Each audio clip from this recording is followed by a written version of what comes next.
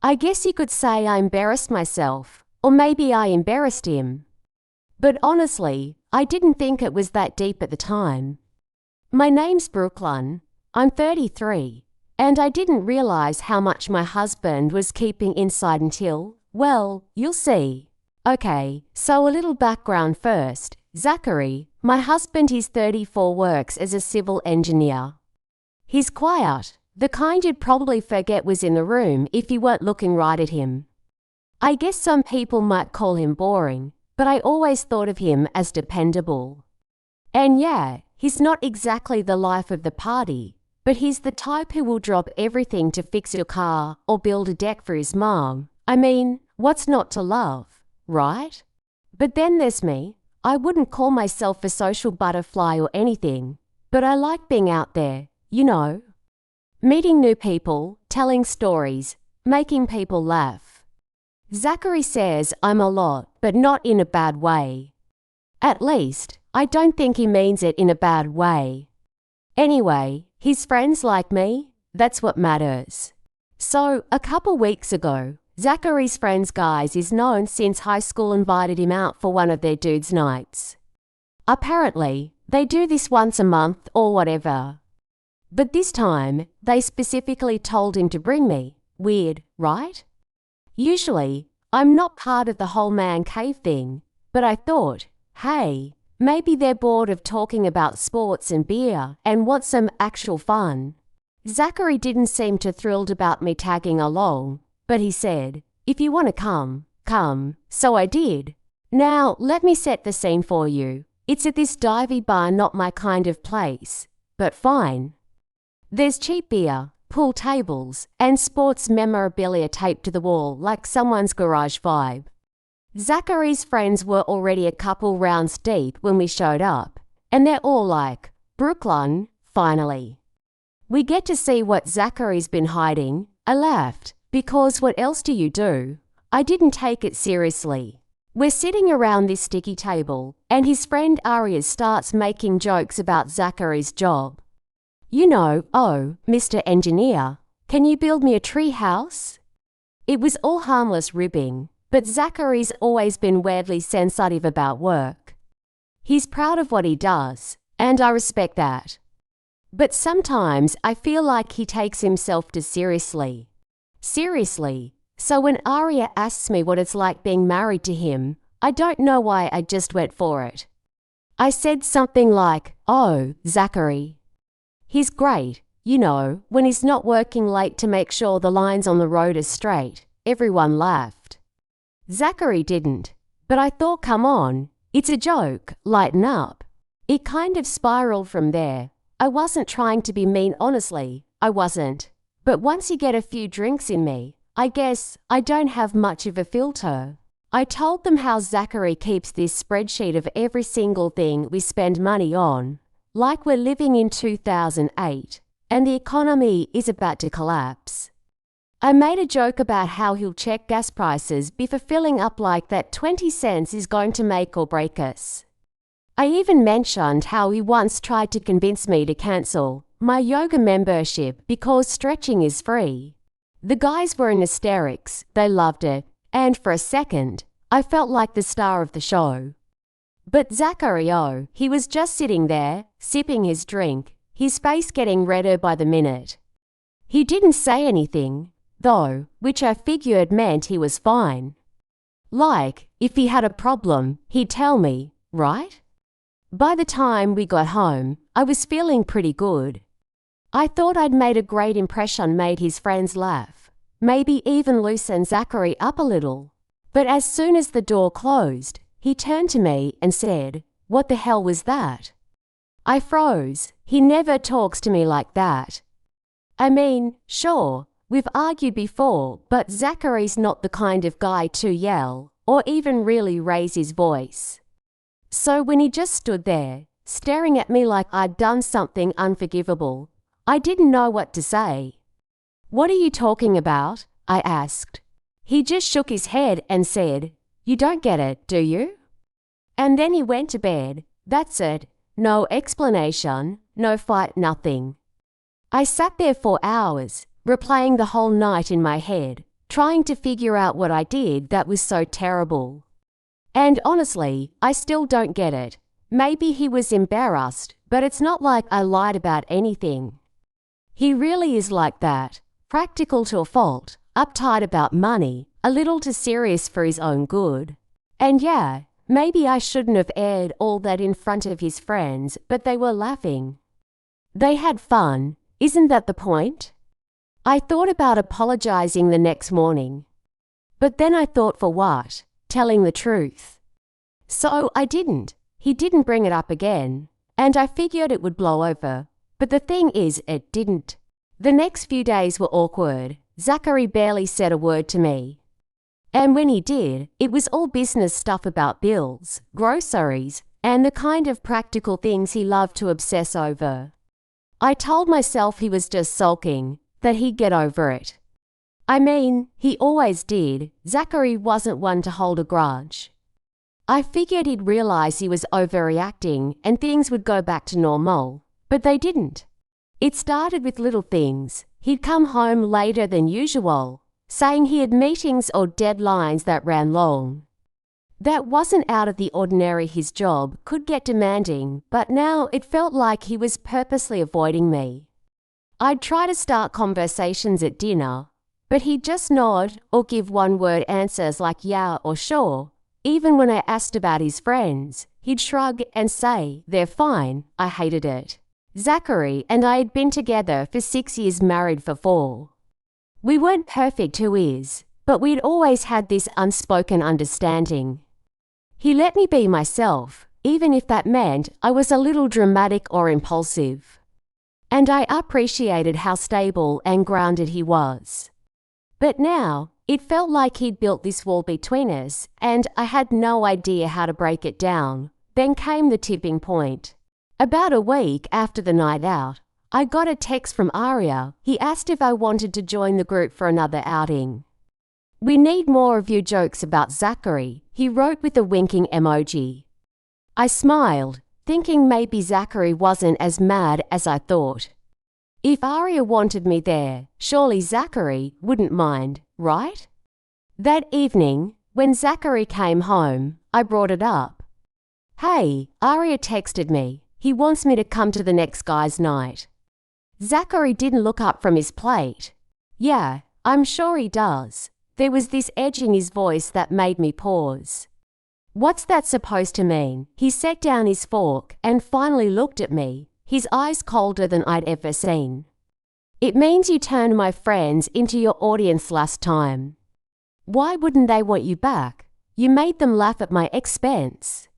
I blinked, stunned. "I wasn't making fun of you. I was just joking around." "Really?" he said, his voice rising, "because it felt a lot like you were tearing me down to make yourself look good. Do you even realize how embarrassing that was for me?" I stared at him, my chest tightening. "I didn't mean to embarrass you. I thought we were all having fun." "Yeah, well, maybe next time you can find a way to have fun that doesn't involve making me look like an idiot." That hit hard. Zachary wasn't a yeller, but the anger in his voice was sharp enough to cut through me.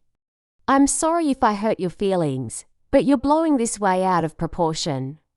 "It wasn't that serious." He shook his head and stood up, carrying his plate to the sink. "You don't get it, Brooklyn. You never do." That stunned worse than the anger. It wasn't just what he said, it was the way he said it. Like he'd already given up on me ever understanding. And maybe he was right. I didn't get it. Zachary had always been the strong, steady one in our relationship, the one who let things roll off his back. I wasn't used to seeing him like this, hurt, angry, distant. It made me uncomfortable, like I'd lost control of the dynamic between us. I wanted to fix things, but I didn't know how. Apologizing felt pointless, and honestly, I didn't think I'd done anything that bad. But the tension between us was unbearable. So I decided to do what I always did when I felt stuck, distract myself. I spent the next few days shopping, meeting friends for lunch, and scrolling through Instagram for hours. Zachary didn't say anything about the packages that started piling up at the door, but I could feel his disapproval every time he walked past them. Then one night, he dropped the bomb. I was sitting on the couch, half watching some reality show, when he came in and said, "I think we need to talk." My stomach sank. Those words are never good, are they? About what? I asked, trying to sound casual. He sat down across from me, his expression serious. About us, I laughed nervously. What about us? I feel like we're on different pages, he said. And honestly, I don't know if we've ever been on the same one. That threw me. What are you talking about? We've been together for years, yeah, he said, his voice calm but firm. And in all that time, I've always tried to be the steady one, the responsible one. The one who makes sure everything doesn't fall apart while you do whatever you want. I bristled. That's not fair. I contribute too. Do you? He asked, raising an eyebrow. Because from where I'm sitting, it feels like I'm the one keeping us afloat while you spend money we don't have and make jokes at my expense to impress my friends. That's not true, I snapped, my voice shaking. I work hard, Zachary. I keep this house running. You keep it running, he interrupted, his voice rising for the first time. Brooklyn, half the time I'm the one cleaning up your messes literally and figuratively, and the other half, I'm too busy working to even notice what disaster you've left behind. I felt tears prickling at the corners of my eyes, but I refused to let them fall. So what? You think I'm some kind of burden? He didn't answer right away, and the silence was deafening. Finally, he said, I think you don't take anything seriously. Not me, not our marriage, not our future. And I don't know how much longer I can keep pretending that doesn't bother me. That broke me. So what are you saying? That you want to leave, he sighed, running a hand through his hair. I don't know, Brooklyn. But I can't keep living like this. Something has to change. I wanted to scream, to tell him he was being ridiculous, that he was overreacting. But deep down, I knew he wasn't. Zachary had always been the responsible one, the steady one, and I'd leaned on him so much that I'd never stopped to think about how it might feel for him. And now it seemed like he was at his breaking point. But instead of acknowledging that, I did what I always did, deflected. So this is all my fault. You're perfect, and I'm the one ruining everything. He shook his head, looking more exhausted than angry now. It's not about blame, Brooklyn.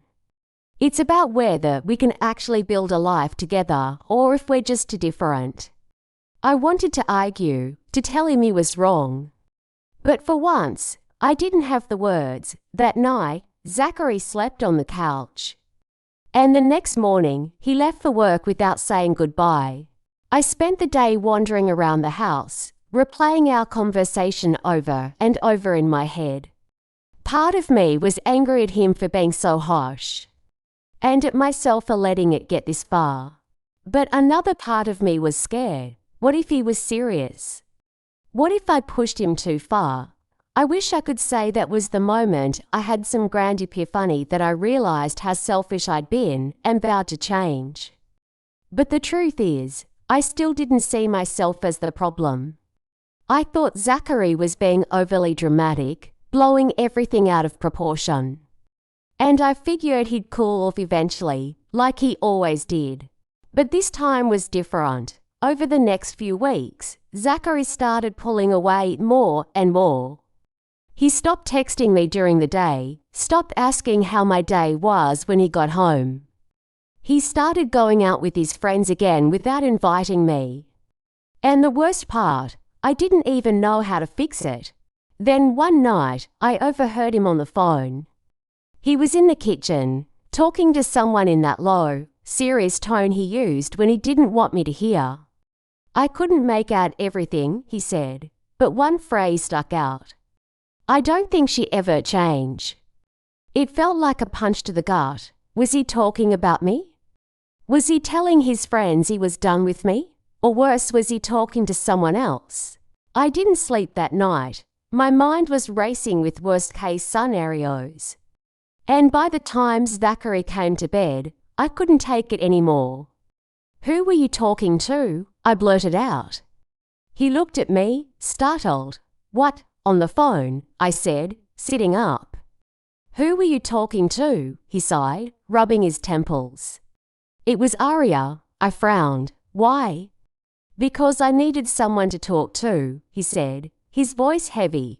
"And I can't talk to you." "That hurt more than anything else," he'd said. "Why not?" "Because you don't listen, gurlcan," he said, his voice cracking. "You never have." And just like that, the wall between us felt insurmountable. That night, Zachary's words stayed with me long after he fell asleep. "You don't listen." It wasn't the first time he'd said something like that, but for some reason, it felt different this time. Maybe it was the way he said it. Or maybe it was the way he seemed more resigned than angry, like he'd already made up his mind about where this was heading. In the following days, the tension between us only grew. Zachary started spending more time at work, coming home later and later. When he was home, he was distant, barely speaking to me unless it was about something practical. I tried to act like everything was fine, posting pictures of us on Instagram, texting him funny memes during the day, but nothing seemed to break through the wall he'd built around himself. Then one evening, he came home and asked me to sit down. The look on his face made my stomach drop. "I've been thinking a lot," he began, his voice steady but soft. "And I think we need to take a break." The words hit me like a freight train. "A break," I repeated, my voice shaky. "What does that even mean?" "It means I need some space," he said, looking me in the eye. "I need to figure out if this is what I want, if we're what I want." I felt tears welling up, but I forced them back. "So you're just giving up on us?" "I'm not giving up," he said firmly. "But I can't keep doing this, gurlcan. I can't keep feeling like I'm the only one trying." His words stung, but I couldn't stop myself from going on the defensive. "You think I'm not trying? Do you have any idea how much I do for you, for us?" He sighed, running a hand through his hair. "I'm not saying you don't contribute. But it feels like we're always working against each other, not with each other. And I'm exhausted." I wanted to argue, to tell him he was being unfair. But the look on his face stopped me. He wasn't just angry, he was hurt. And deep down, I knew he had every right to feel that way. "I'll stay at Oria's for a while," he said, standing up. "We can talk again when we've both had some time to think." And just like that, he was gone. The next few weeks were a blur. At first, I told myself he'd be back in a few days, that he just needed to blow off some steam. But as the days turned into weeks, I started to realize this wasn't just a temporary thing. Zachary was serious about needing space. And for the first time, I started to wonder if he might not come back at all. I tried reaching out to him, sending texts, leaving voicemails, but his responses were short and distant. I even showed up at Oria's place once, but Zachary refused to see me. It was like he was cutting me out of his life, and I didn't know how to handle it. The worst part was, I couldn't even blame him. As much as I wanted to paint myself as the victim, I couldn't ignore the role I'd played in pushing him away. I'd taken him for granted, made him the butt of jokes to impress his friends, ignored his feelings when he tried to tell me how much it hurt. And now I was paying the price. Eventually, Zachary and I met up to talk. He suggested a quiet cafe, a neutral place where we could have a serious conversation without distractions. When I saw him walk in, my heart ached. He looked tired. But there was a calmness about him that I hadn't seen in a long time. "I've been doing a lot of thinking," he said once we were seated, "and I think it's time for us to go our separate ways." The words hit me like a punch to the gut. But I forced myself to stay composed. "You're sure?" I asked, my voice barely above a whisper. He nodded. "I love you, Brooklyn. I always will. But I don't think we bring out the best in each other. And I think we both deserve more than that." I wanted to argue, to beg him to give us another chance. But deep down, I knew he was right. Our marriage had become a constant cycle of misunderstandings, hurt feelings, and unspoken resentment. And while I didn't want to lose him, I couldn't deny that we'd reached a breaking point. In the end, we agreed to a clean break. Zachary moved into his own place, and I stayed in the house. We split our assets amicably. And despite the pain, there was a strange sense of relief in knowing we were both free to start over. Looking back, I can see where I went wrong. I let my impulsiveness and need for attention overshadow the things that really mattered. And I didn't take Zachary's feelings seriously until it was too late. I wish I could say I've changed, that I've learned my lesson, but the truth is, I'm still figuring it out. All I know is I lost a good man, and I only have myself to blame. Thank you for listening until the end. Every story holds a piece of someone's truth, and maybe a piece of your own. If this touched you in any way, don't forget to like, share, and subscribe for more heartfelt stories. See you in the next video.